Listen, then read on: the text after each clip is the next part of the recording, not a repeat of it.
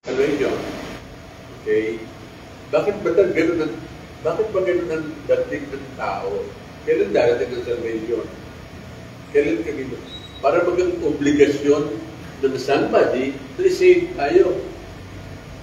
Si God, dahil sa kanyang justice, obligado siya na mag-judge. Obligado siya na magparusa. Okay? Wala siyang obligasyon na iligtas tayo. Wala. Okay?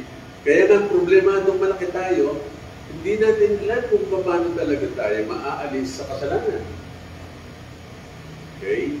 Lalo na alam mo yung depravity, alam natin yung inability. So, papasok ang problema malaki sa puso mo, sa isip mo. Paano nga naman pala kami? Okay? Eh, ganun ang Panginoon, pwede niyang iwanan lahat ng tao. Pwede niyang impyerno kayo lahat.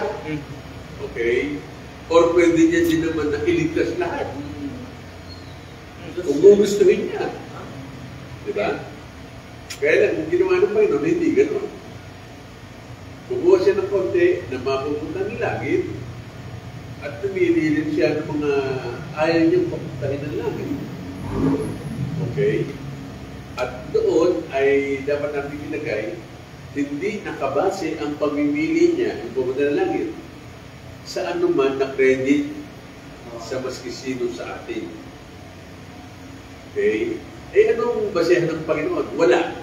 Basta. Gusto niya lang. Basta. Yun lang, talaga. Basta.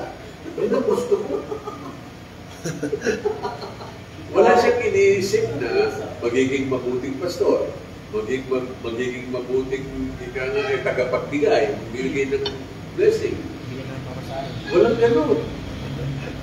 Eh, gusto niya lang. Yun lang ang daming qualification ng mga hinirang. Gusto lang ng Panginoon eh. Kaya talagang kawawa yung hindi napili, hindi niya pinili. Bakit kawawa? Yun ang tanong, bakit kawawa? Obligado ba ang Diyos na iligtas sila? Tayo, obligado ba ang Diyos iligtas tayo? Oops. Good morning! Morning, sir. Happy birthday! Birthday. Ay, birthday na yan. Birthday pala. Happy birthday, God bless. Si Pipi. Ano na, Put up. si Pipi ang may birthday na po. Oo, ngayon. Oo. Ay, tungkol. Pero may sakit daw eh. Pati si Joan, saka si Yung mga apo. Yes. Oo. Sama mo nga sa panalangin. Pinagpanalangin ko na kahapon. Nandun kami sa Macarena eh. Ganun. So, walang obligasyon ng Diyos na iligtas maski sino. Okay? Ang tanong, ba't ba ginawa pa tayo? Pupunta rin pa na lang yung Pedro, ba't ginawa pa? Eh, gusto lang talaga ng Panginoon kasi creator siya.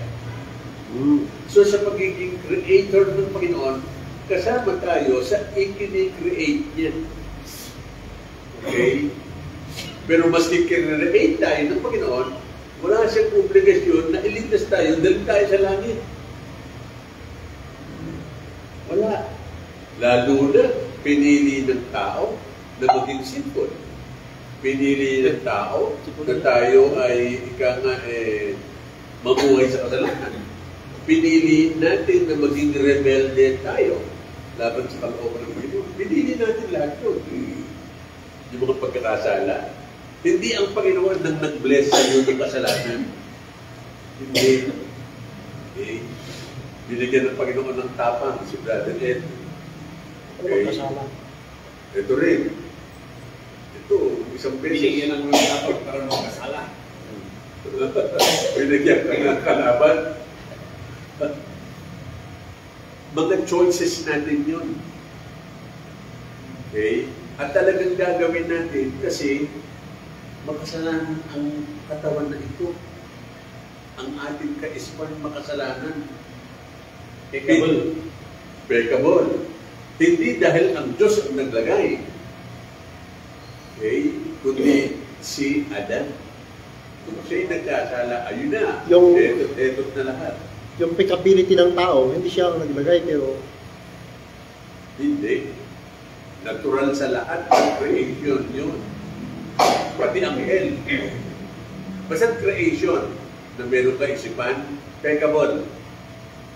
Hindi kaya ng Diyos, ayan, hindi kaya ng Diyos na gumawa ng impeccable na being. Siya lang. Siya lang. siya lang. Kasi Diyos yun eh. Yung pag sinabi mong impeccable, Diyos lang yun exclusive. Meron ba Diyos na kinikreate? Si Oo. Kristo. Meron, inuukit. Diyosan. Si Kristo, dyan Si Kristo. Sino lang? Diyosan. Minsan kasi na-water down kasi yung pangalan ni Yesu Cristo eh. Dapat, hindi na naman natin yun.